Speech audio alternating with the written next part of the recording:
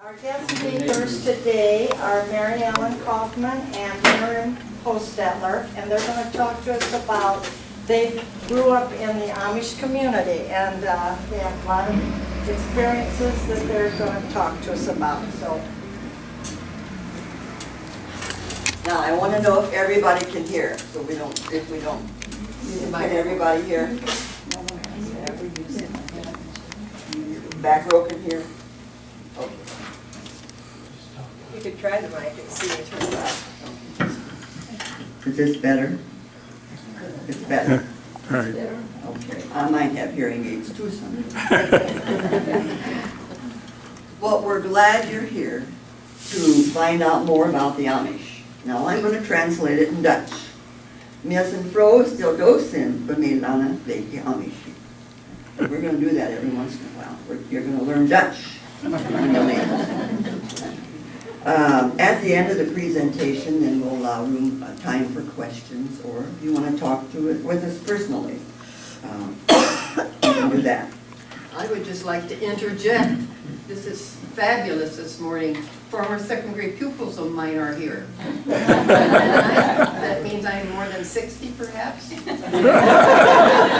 And I worked with Martha Hand at the doctor's office years ago, where we couldn't buy everything ready.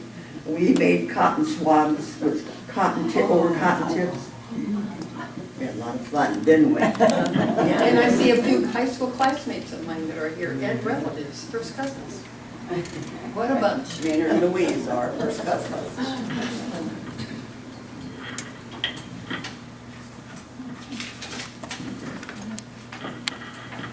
First of all, we're going to address a little bit of the Amish practices.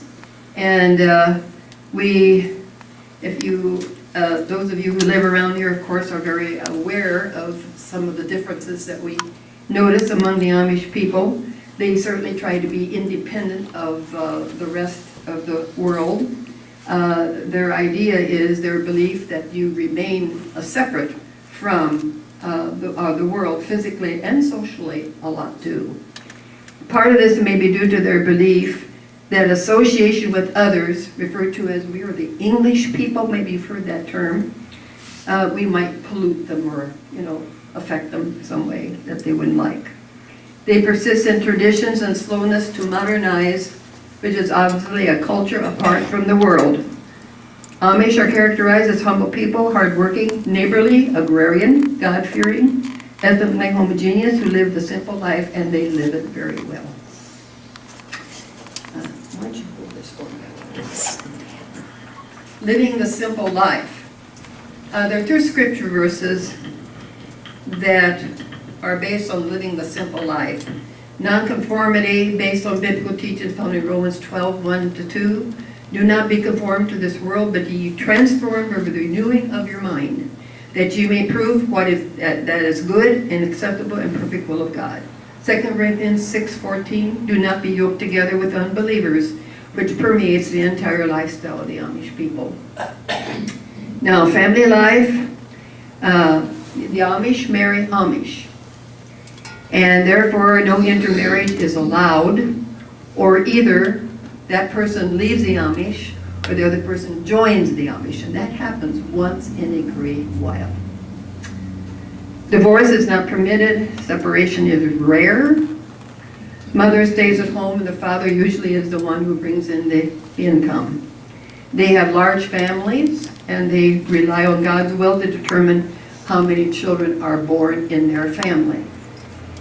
Now, the type of work: manual labor, hard work. They're thrifty. They usually live in rural communities, and therefore originally they were farmers, but you probably have noticed that a lot of them don't farm anymore. So using horses to farm has not been very productive. So we have a lot of tractors in the area, non-Amish people who will till their fields. They had tractors at one time, but you didn't dare have rubber tires on them. Now we've got rubber tires, and up and down the road, my goodness, we have more tractors. You can use them for businesses, but they don't allow them to use them out in their fields. Now we get that. Many have left. Yeah, that would help. Oh, thank you. That's good. Many have left farming and have other businesses, and you've seen probably a lot of little shops here and there that you're aware of, like woodworking shops, even out in the country, furniture stores, RV factories, construction work. We got all kinds of Amish stores like Pine Hill, maybe you've been there.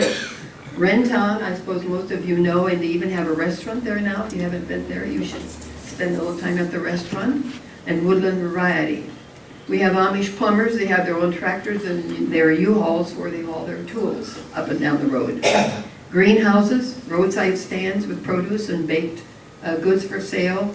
They serve dinners for special occasions. Maybe you had heard of the Triple A's at one time, which are no longer doing their, serving their dinners. And now the Mullets, this off Road 6 by the Viaduct, that they are doing that now. Women clean houses and babysit and quilt.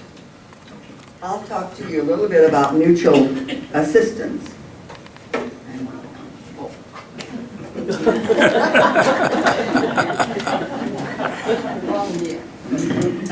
They're quick to help each other. I'm sure you're aware of that. And they organize well. They like barn raisings. They're rebuilding buildings when they have tornadoes in the community.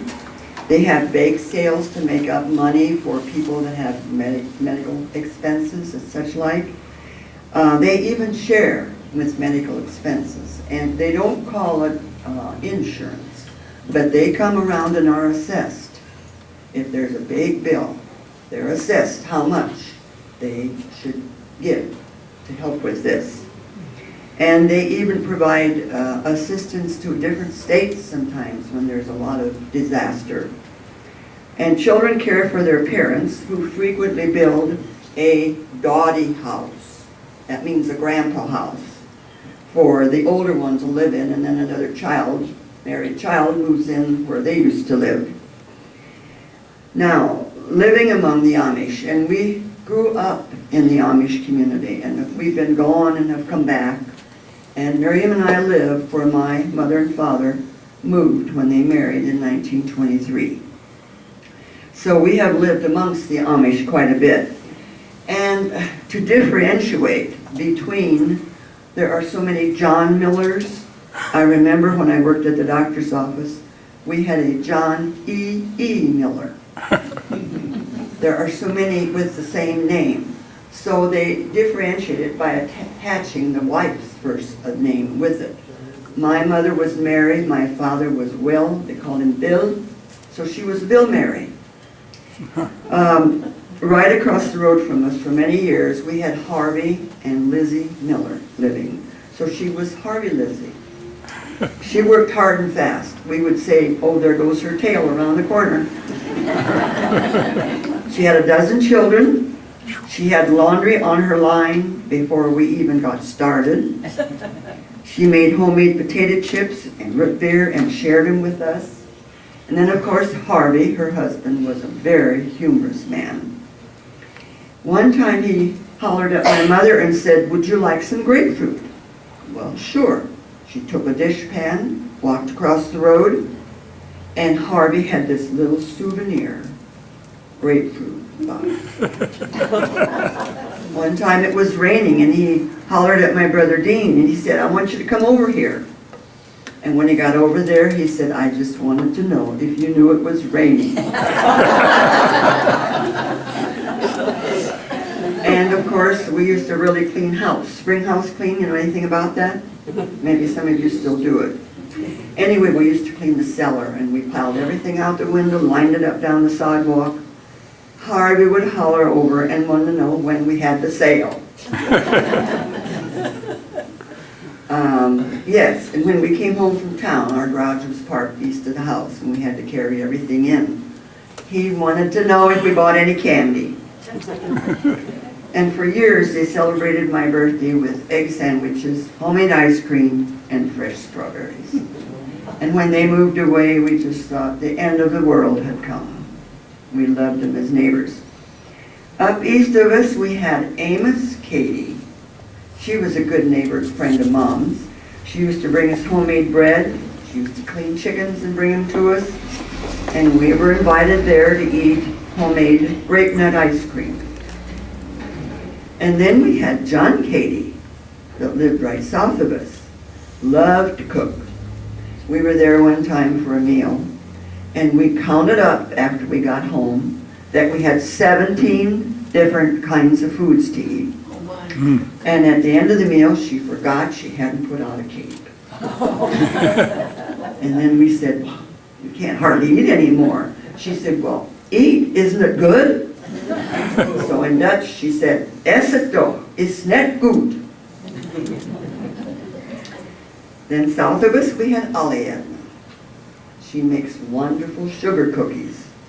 She likes to help other people. She's a hard worker. She tills her own garden, cleans house for others, makes beautiful quilts. And she makes homemade hominy and brings some, shares it with us.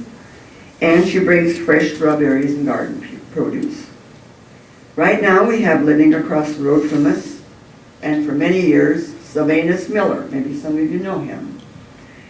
He used to till our garden. Now his son does. And when we used to have lawnmower problems, we had a rope we had to pull on. Well, Miriam couldn't get it started. So she hollered for Sylvanus. He'd come over, and strong as he was, one pull, and it started. And he said, why can't you start that? And she'd say, now, Mr. Miller. His son now pushes our garbage container out to the road every Monday morning. Sylvanus painted the cement blocks in our basement. He put up a new clothesline for us. And when they butcher, he'd bring us fresh hamburger. We'd take him along to Sam's Club because we could get in on his card. So we took him free, and then we got in free. Sometimes we took him to town whenever we went, and we could take him along. And his grandchildren now shovel our snow. And one time we told him, Sylvanus, you can't die before we do, because we need you. And he just stands there and grins. In our neighborhood, we really help each other. We don't make a practice of hauling Amish, but in case of an emergency, we help them out.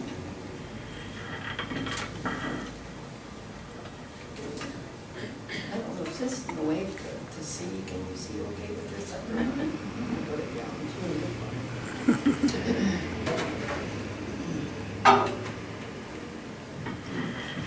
Okay, the next is transportation. And we know they don't own cars, but they sure ride in others.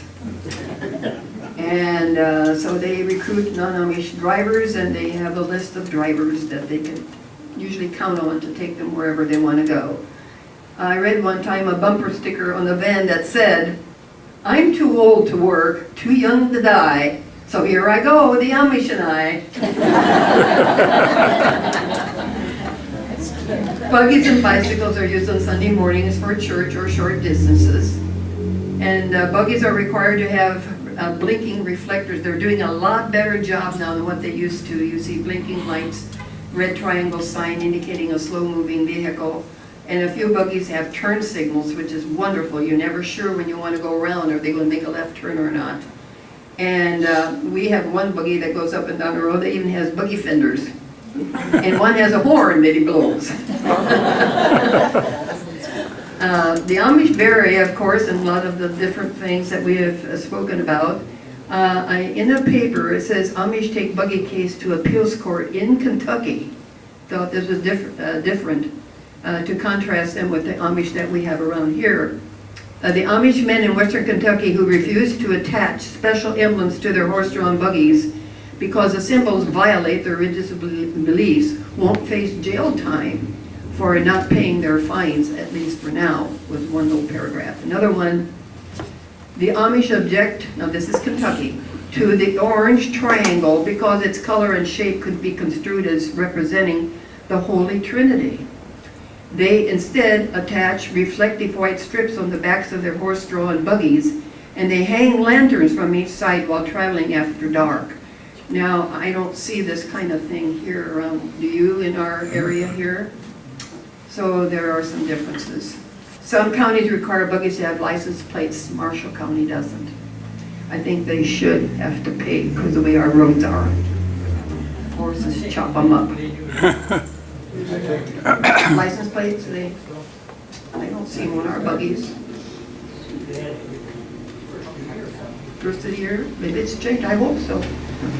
They ride on trains and buses, but don't fly on airplanes, and I'm not sure why. Someone said there's a scripture verse that said something about not flying. I don't know. Unless there are emergencies, they will use an airplane. Riding their bicycles on all kinds of weather, even on ice and snow, and we see that constantly, is their main mode of travel to work. You probably have seen them, how they dress now when they ride their bicycles with these red, white, green, striped vests, and I think that's a blessing. The school children all wear them, and we see them coming and going to school, that they have these on when they use their bikes.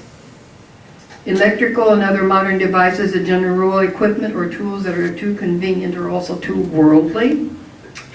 They do not install or use electricity.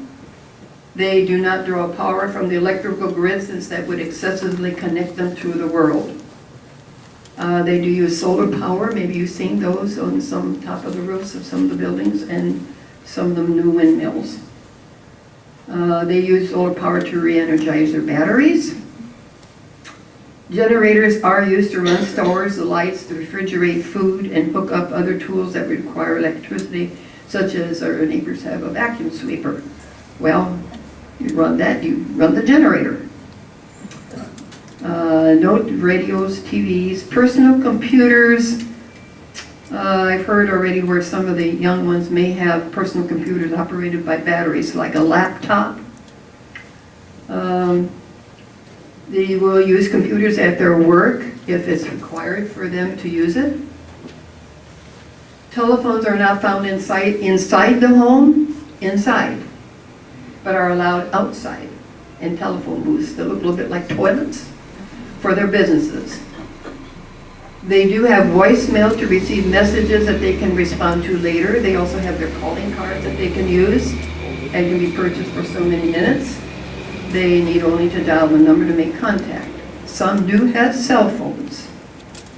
LP gas is used for stoves, refrigerators, and home heating, but anymore now, it's okay in our district to get natural gas, and maybe for a while you saw NIPSCO really busy digging along the roads. Since Amish do not have large freezers, there's a non-Amish neighbor who lives north of us who will allow them to hook up to a number of his freezers and pay him rent to have a freezer up there. There's also a locker in Napanee where they can store frozen foods. Appearance and attire, plain clothing is worn for both men and women. Most clothing is made at home, of course, except for men's and boys' shirts. They'll have buttons. Men's shirts and homemade pants have buttons, but women do not have buttons on their dresses. You probably have noticed that. They used to use straight pins. I see a shift. Guess what? They're using snaps. So women wear aprons, the coverings and bonnets. Married men have beards but not mustaches because they don't want to be associated with the military as far as the mustaches are concerned.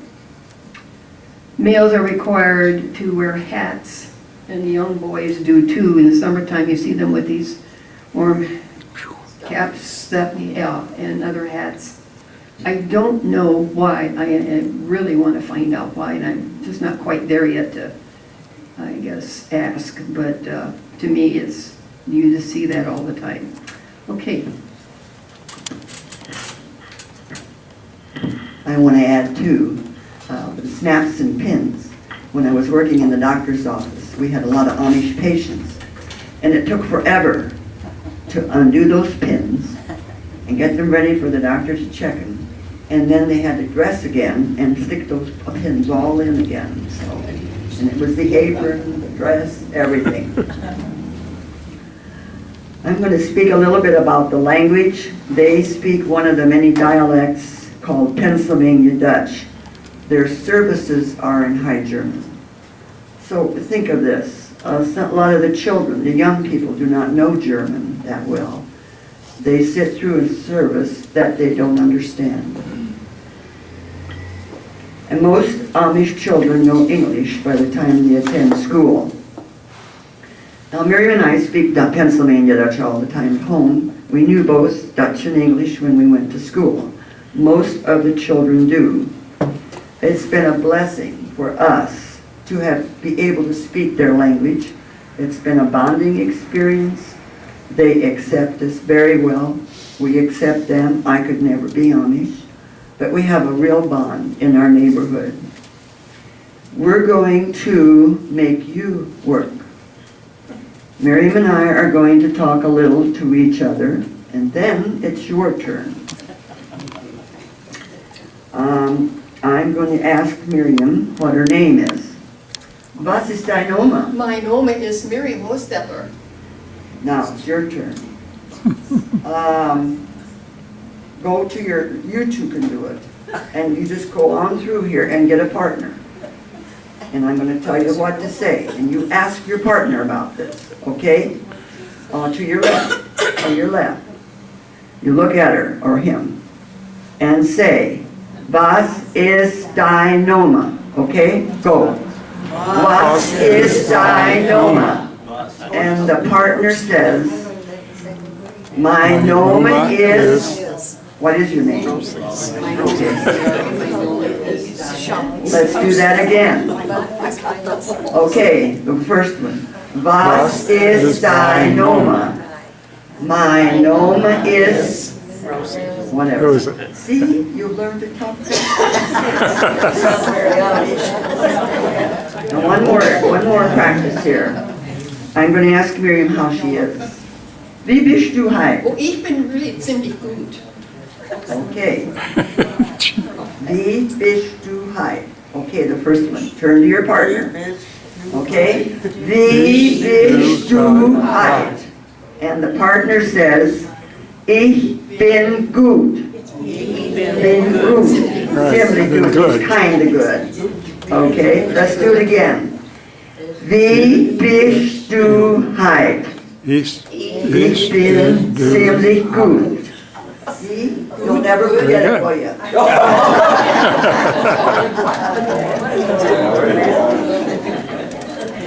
Okay, now we have some words that are hard to pronounce. Milk is a hard word, but you're going to do it. It's Milch. No, you say it. Milch. Milch. You gotta spit saliva when you talk about it. And then there's bread. Brot. Brot. Brot. And then there is butter, which is Buddha. Buddha. Buddha. Buddha. Buddha. Buddha. And then we have a glass with water. Glas mit Wasser. You say it. Glas mit Wasser. Water is Wasser. Remember all this? Miriam and I are going to sing a little child's song. First in English, then in Dutch. Little Eensy Weensy Spider went up the water spout. Down came the rain and washed the spider out. Out came the sun and dried up all the rain. And Eensy Weensy Spider went up the spout again. Gleed und sie Spinli, grad der Kandelnuft. Runter kommt der Rail und wäscht der Spinli raus. Raus kommt die Sonne, trickle all around. And Gleed und sie Spinli, grad und wieder nuff. I won't ask you to sing that. We have a lot of that. Right. Spit and, Okay, photography. They do not take pictures of themselves, although you can take a photograph if you don't take a picture of their faces. But this may vary. The biblical verse for this belief is Exodus 20, or the second of the 10 commandments that says, Thou shalt not make unto thee any graven image, or any likeness of anything that is in heaven above, or in the earth beneath, or in the waters below. And verse 5 states, you shall not bow down to them and worship them. And I have often thought how awful that is, that you have no picture of your father and mother, your siblings, your relatives, from one generation to the next. You don't have any. Just practicing getting up and down. Okay, education. Initially, the children had to go to school, and the formal schooling conflicted with what they believed as 8th grade was enough, because the way their lifestyle was, that's all that they needed. So at this point, you see a lot of Amish schools anymore. And the state has accepted and agreed with what they have, their guidelines. They thought that high school education was a waste of their time, and you can see why, because of their lifestyle. And like the neighbor man said, we want our children to have godly wisdom rather than worldly wisdom. According to Nolt, he's a researcher, he has done a lot of research on the Amish. He says today there are nearly 100 Amish schools in northern Indiana. The first school in the area was Middlebury, and it began in 1948. Then Napanee started in 1951. And statistics show that in 1977, 53% of the children attended Amish schools, which increased to 79% in 2008. And we have 2 Amish schools right near us, and there's some just east and south of us, so they're just kind of all over.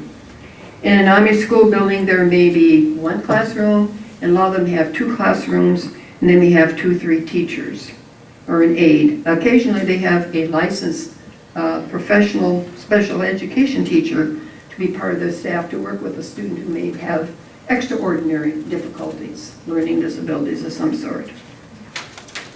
Lessons are taught in English. Each morning the Bible is read, devotions are held, and the Lord's Prayer is recited in unison. They want the Bible to be taught, interpreted, and they want that done only in the home and the church. Teachers help the students as much as they can, but they often utilize older students like 8th graders, 7th graders to help some of the younger ones. The children begin school usually at the age of 7, and may have repeated the 8th grade to avoid further education elsewhere. In my secondary teaching in Bremen, I always had Amish children, and I was glad to have them. This is what I noticed. They were talented, they were so neat with their hands, did beautiful artwork and printing, and I've often wondered how much potential remained undeveloped and unnurtured professionally. Ironically, they do avail themselves to professional expertise, especially in the medical field. So I've often wondered, you use our medical service, our professional services all over, but yet you would not allow one of your own to go into professions as such. State of Indiana has been very good to them. The Amish do have to report to the state. I think number of days in attendance they have some guidelines they have to abide by, so they can't just always do however they want to. So I think that's good to know. I want to talk a little bit about genetic diseases. Some Amish groups have a very limited gene pool. Traditionally, they do not marry outsiders, and few join the Amish. So intermarriage has brought certain genetic mutations, making the Amish host to several inherited disorders like dwarfism, mental retardation, and metabolic disorders. I know there is a symptom called maple syrup disease. Something about the urine can be in Amish people. We have neighbors who had children who had a protein problem, and they are only limited in eating a certain amount of protein. It's genetics.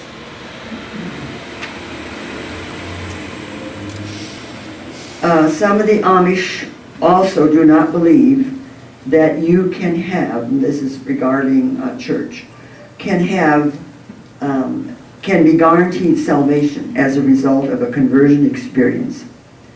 they think it is kind of arrogant to think that what the Bible tells us, that we can know and we can have assurance of salvation. They think it's arrogant to say that you can really know that they go by their good works. Now this may vary in some districts.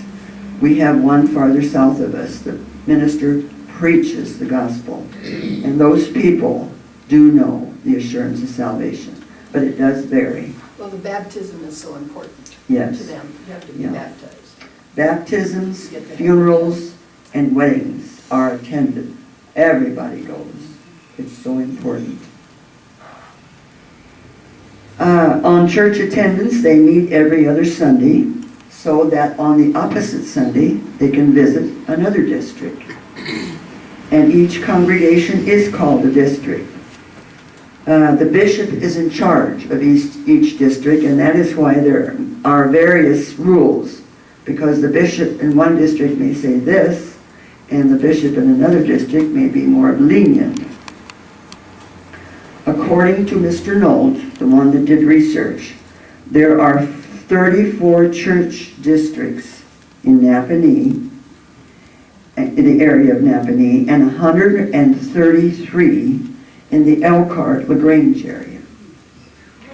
There are about 30 families in each district, and when the district gets too large, they divide and make 2. There are no church houses, so the services are held in shops. They build these great big shops, formerly, or in houses, homes, if they have room. And there's what we call a bankwagen, a bench wagon, where they haul their benches. And then they take these benches out, and they're not very comfortable. They're hard with no backs. We have sat on those through weddings sometimes, and you know you have not been on a lazy boy.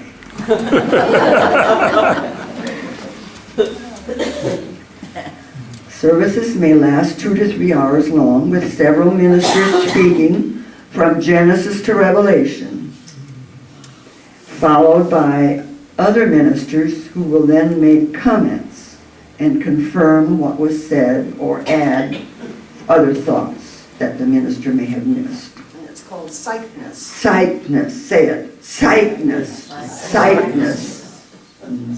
Now you remember that. And they sing in German from their German songbooks. One song has 15 verses, but not all of them are sung. Can you imagine how long that'd take? A leader begins the singing first, starts it out, and then the rest follow along, the whole congregation. Now Miriam is going to demonstrate how they might start and sing. What a friend we have in Jesus. What a friend we have in Jesus. All our sins and griefs to bear. That's enough of that.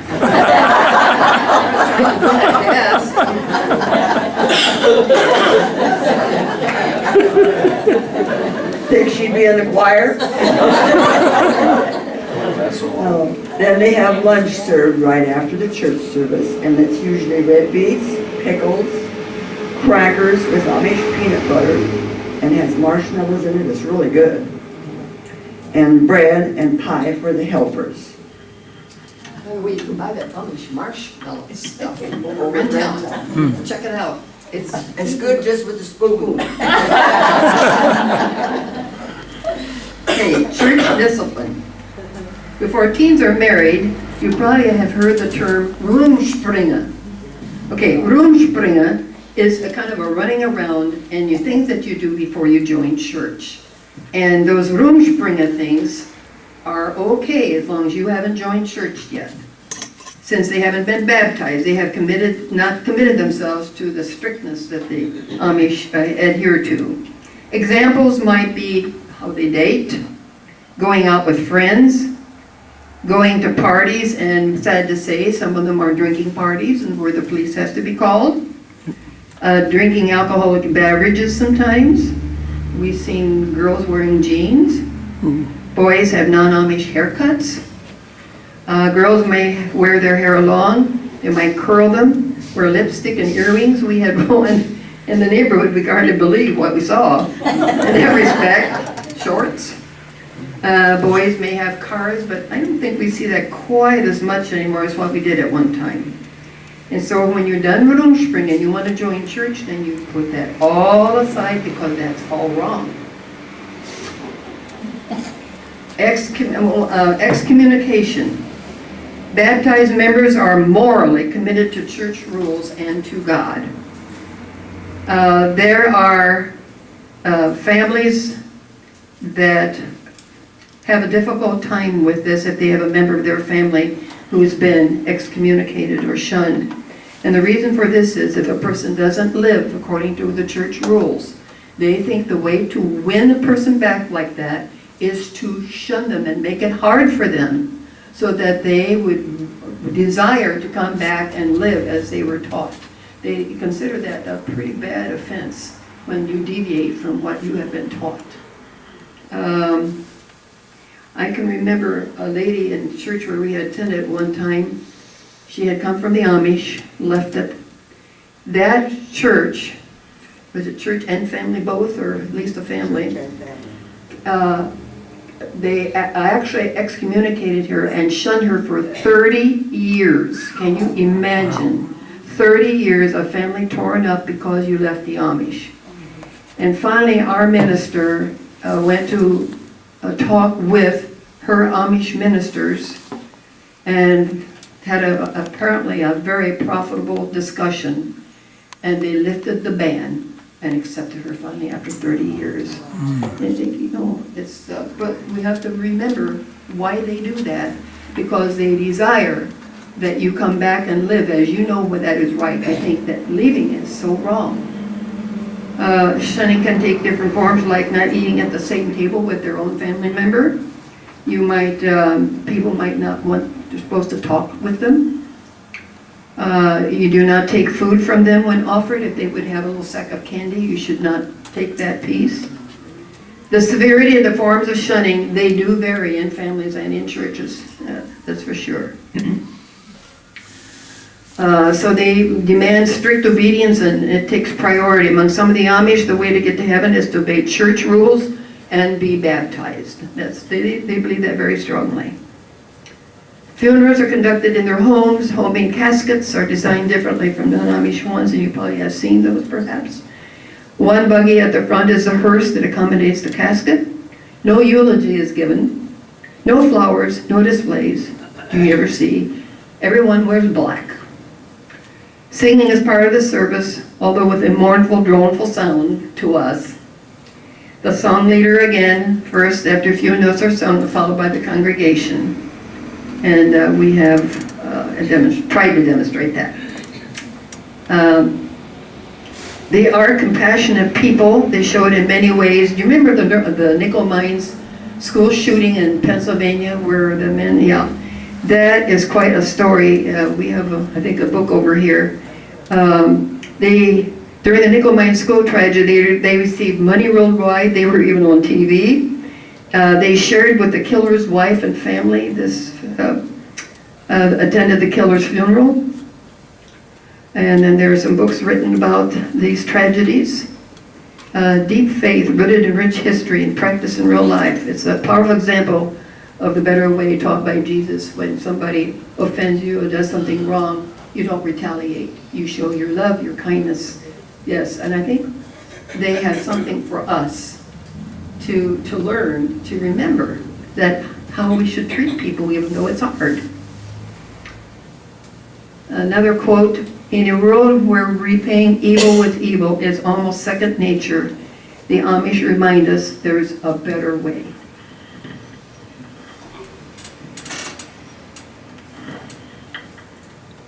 I'm going to read you the 23rd Psalm in Pennsylvania Dutch. I mean, the Lord's Prayer.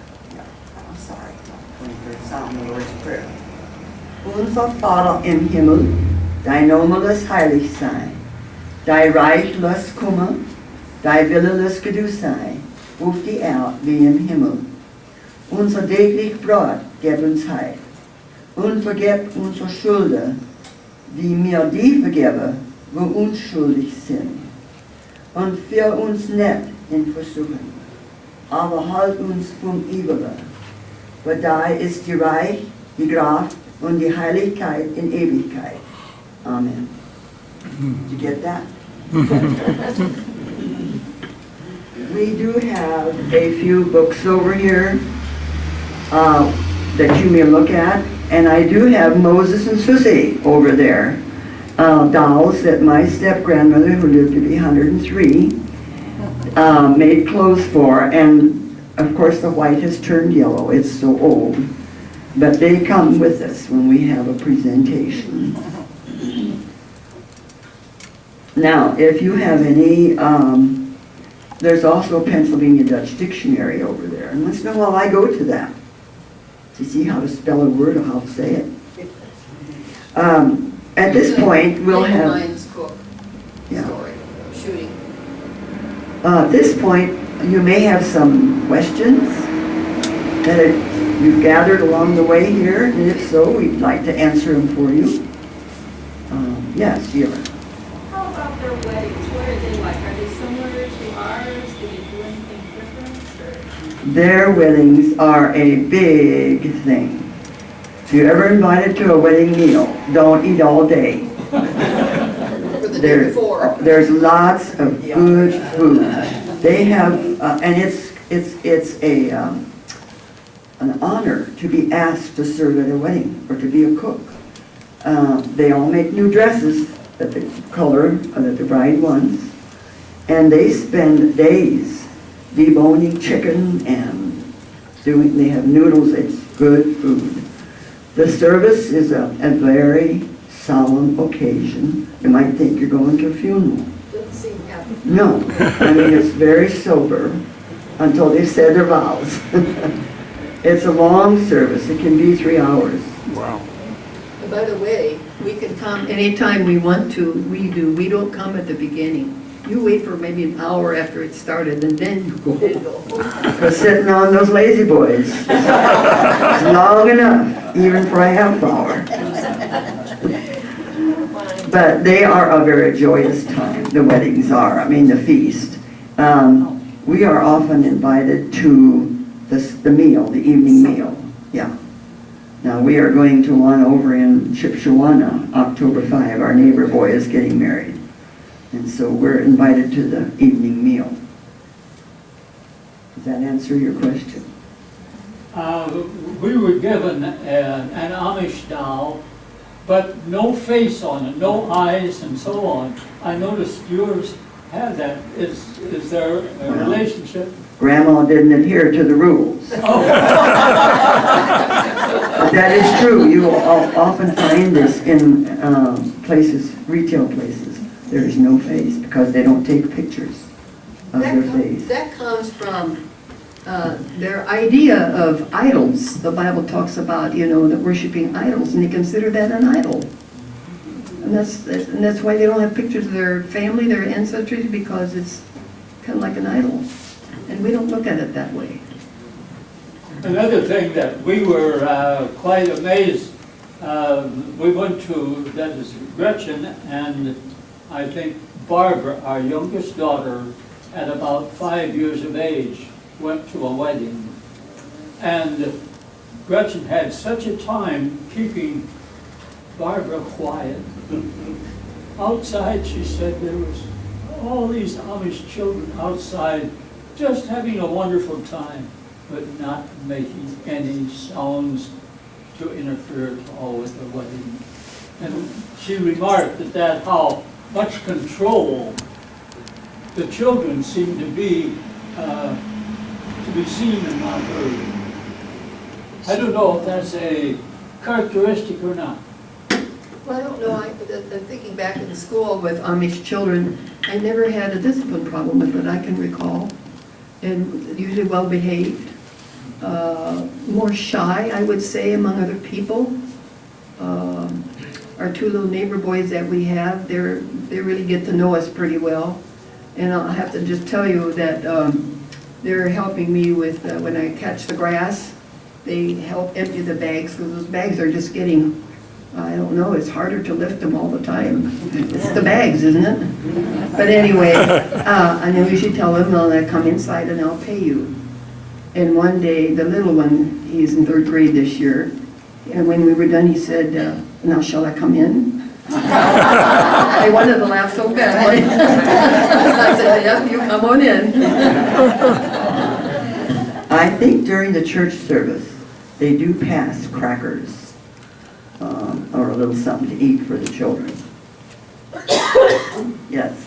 Am I correct, all their schools are supported by themselves, right? And there is several more now out this way. They're going further this direction. And they also, a lot of people don't realize, they still pay taxes on our school also. So they're paying for 2 schools. I didn't know that. Well, your taxes are done by your properties. So they're supporting our school as well as their own. I'm sure they're not cut off from that. One time I told my Amish neighbor that it costs us a lot more for upkeep on a car. But he says, you'd be surprised how much you pay for a horse and a buggy. They're not cheap. And hay to feed them. They eat a lot. What are the credentials for the teachers in the Amish schools? Just volunteer? Yeah, And pretty much so. They're just asked. They do have,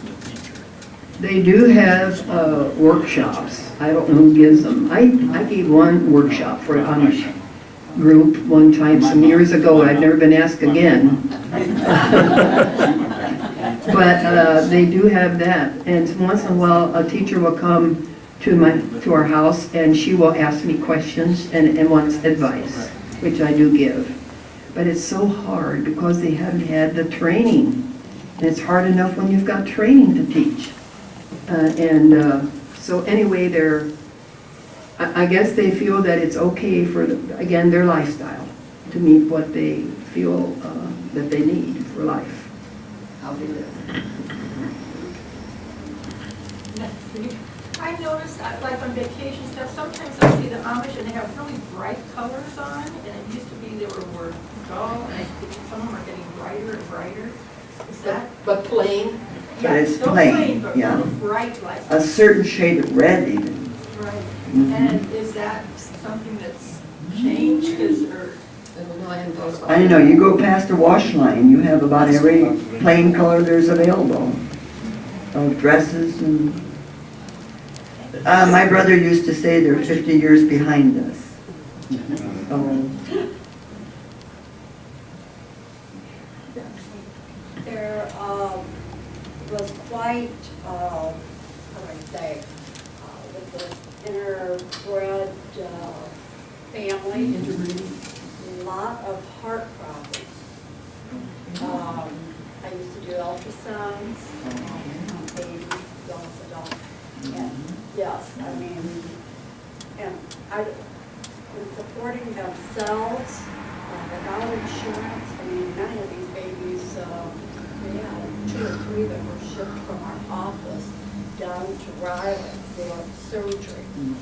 We take one look at them, and as blue as they are, and Melissa's, I mean, we know they were sick, but how the families paid for this, but also in the line of how they behaved with a 4-year-old or 5-year-old.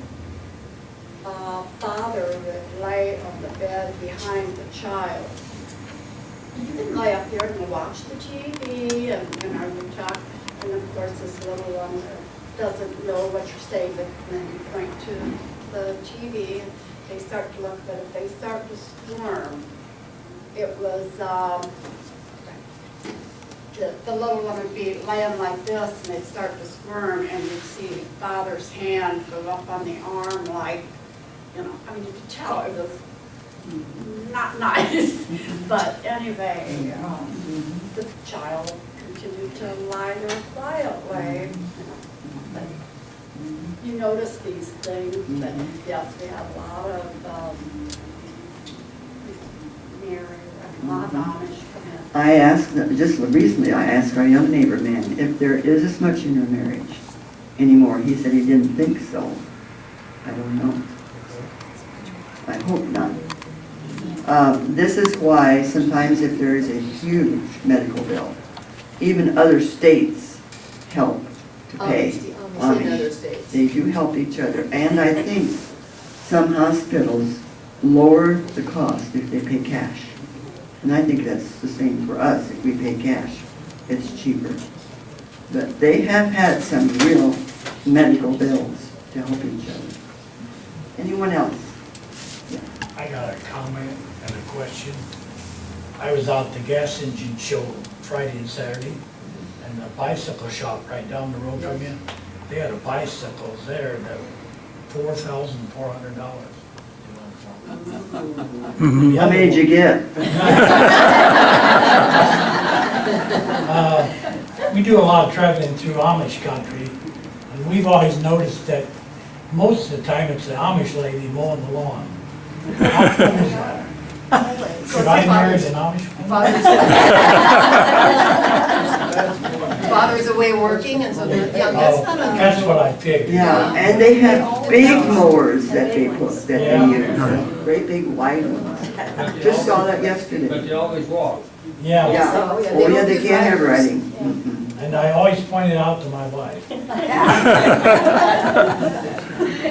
Yeah, You said they speak High German in the worship service. Where do they learn that? Is that in the school system or? I think yes, Yeah, in the yes. school system. I think Okay. they are required to speak English in the school building, but can talk Dutch out of recess. Oh, okay. I have been to a wedding where I understood nothing, but they do interject some Pennsylvania Dutch sometimes, and of course that I understand. You said they start school at what age? Usually about 7. For the first 7 years, they only talk to them in German, am I correct?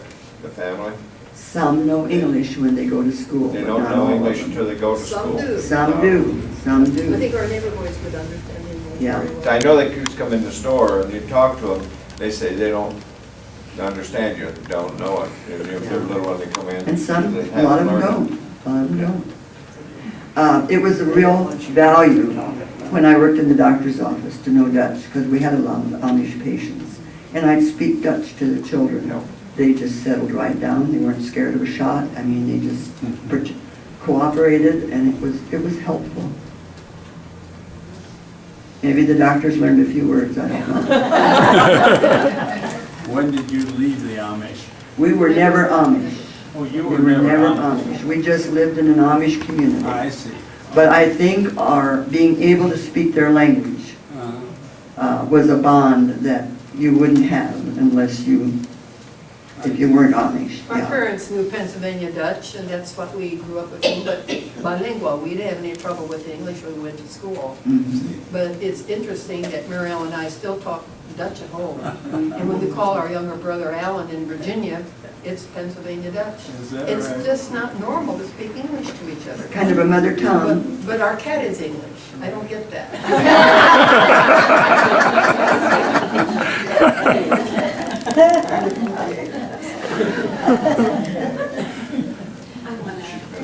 And Sarah might want to join. This might be getting a little outside the bounds here, but this book, Shoe Fly Girl.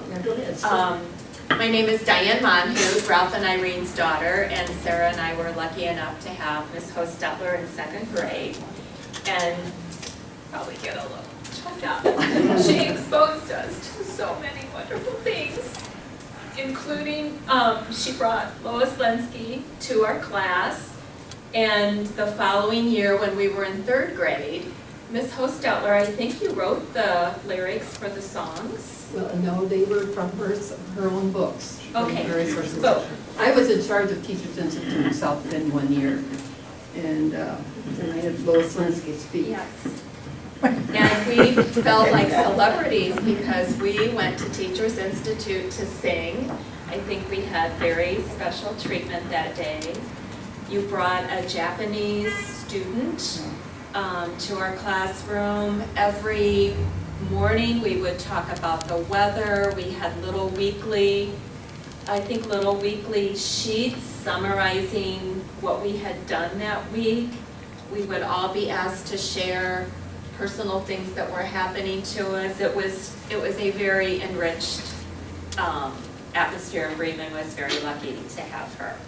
But I had an unusual bunch of children that, I had an unusual bunch of children that year too. They were just really super.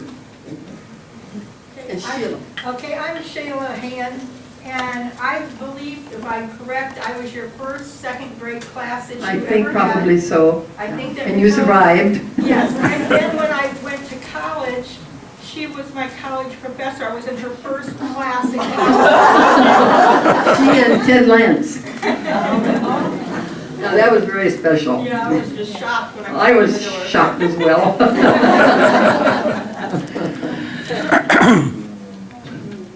Well, this is all we have, and I hope you've learned a few things, and that you'll never forget your Dutch. I know Norma. Norma's name. I have a question.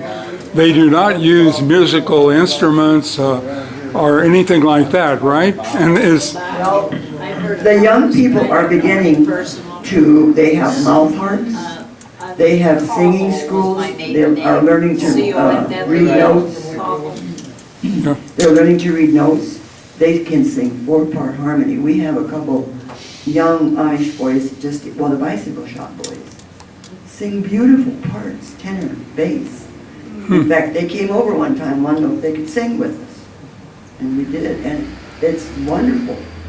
Why they don't use it in their church service is beyond me, but I suppose it's tradition. But yes, and I think one neighbor boy has a, what's that piano? What do you call it? Oh, it's a keyboard. Keyboard. Keyboard. Has a keyboard. So, little by little, changes are creeping in, but very slowly, very slowly.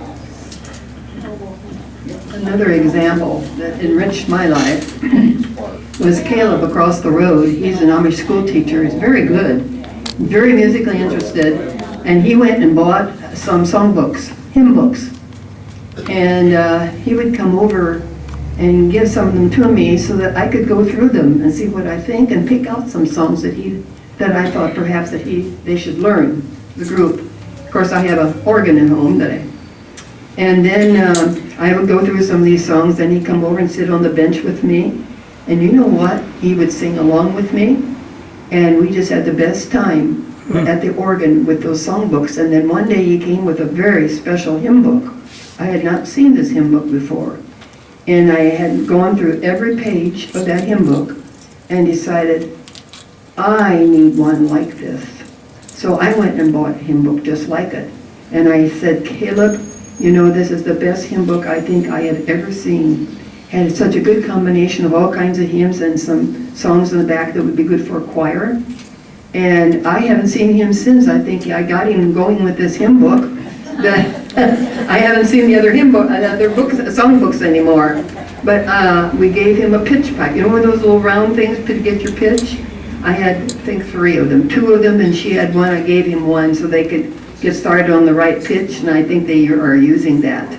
So that was my gift back to him for a little pitch pipe. But I think it was pretty special that he would come and be interested in the music and sit beside me on the organ bench, and here we could sing together.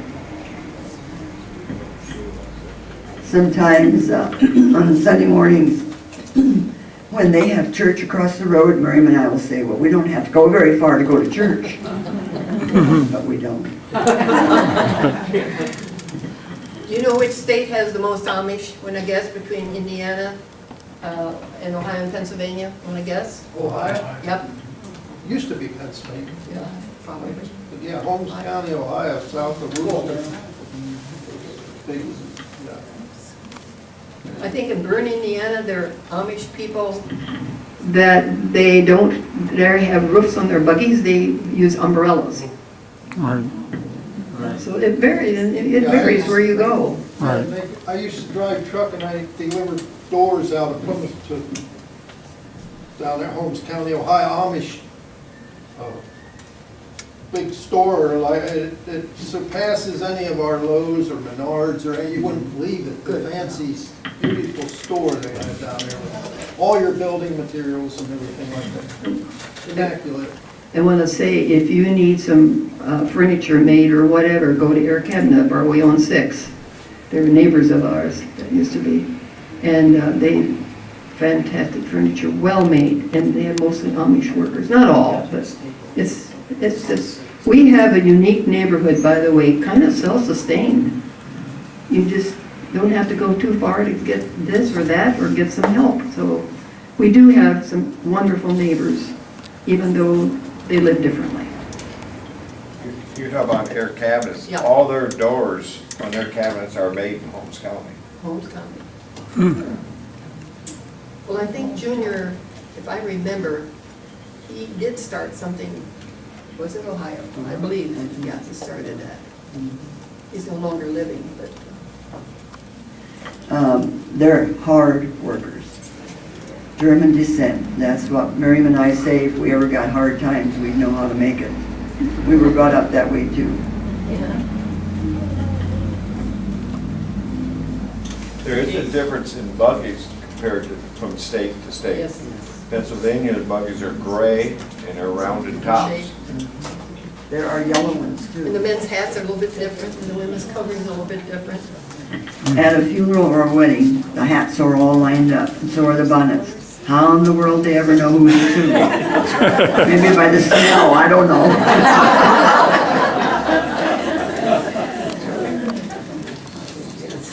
I do know, my husband was from Ohio, Fredericksburg, Ohio.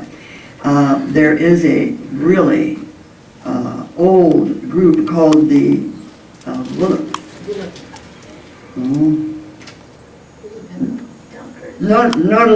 Nodelwolf in Dutch. They are very, very plain. They have no lights on their buggies, no strips. And if you meet one of those at night and you have an accident, it's your fault. They are so, so plain.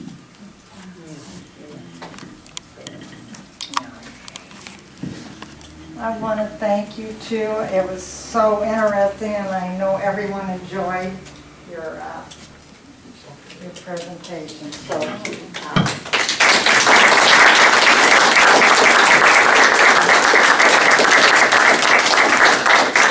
I hope you leave today knowing a little bit more about the Amish. I mean, they're wonderful neighbors. They are good people, hard workers, but you know, I wouldn't want to be Amish.